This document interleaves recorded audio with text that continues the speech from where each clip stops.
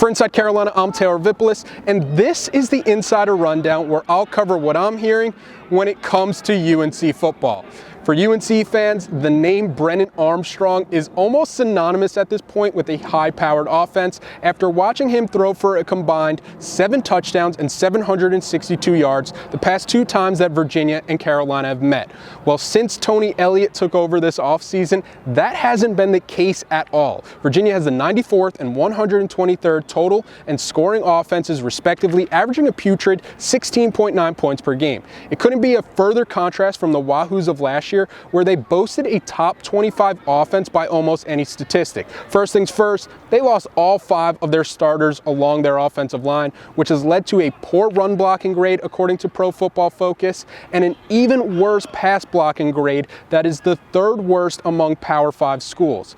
Among offensive linemen in the ACC, 4 of the 5 lowest grades in that category can be found in their starting unit. Their 2 tackles are 1 and 2 in the conference for pressures allowed with 20+ each. In comparison, UNC's Awesome Richards has only allowed a grand total of 3 pressures on the entire season. Defensive coordinator Gene Chizik will be tasked with generating that pressure and will have to do so without the team's 2 starting edge rushers in Des Evans and Noah Taylor, who were both lost for the season with injuries this past week. Carolina is going to need players to pick up the slack with Taylor and Evans missing, as they accounted for over a quarter of the team's quarterback hurries.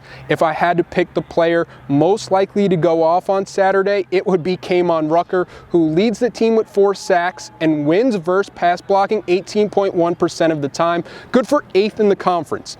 On the assumption that a pass rush can get home, that would drastically help Carolina on the back end. A player that I thought was really trending towards the right direction at the conclusion of the Pitt game was cornerback Storm Duck.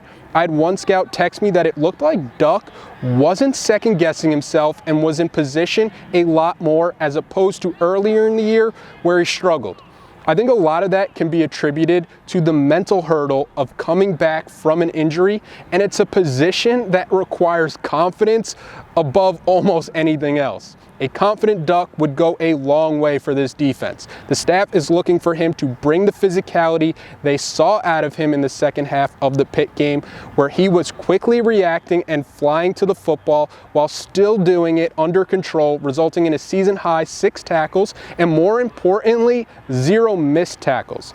Duck's improvement late in last week's game was a microcosm of the entire defense that also looked remarkably different. Like UNC went into the locker room, and after the breaks, they come out looking like the '85 Bears. That's how the Tar Heels have been operating as of the past 4 games at least, where they weathered the storm early, get in at halftime to make adjustments, and then vastly improve, giving up an average of 7 points in the second half over that stretch.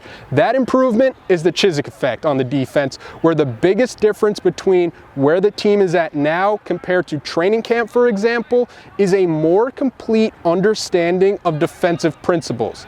They aren't there yet, but week over week, it's a process, and they are improving to get there. Saturday from Charlottesville, we'll be renewing the South's oldest rivalry, so if you're going to Scott Stadium, I'll see you there. Until then, stay tuned to Inside Carolina for all the latest coverage leading to kickoff.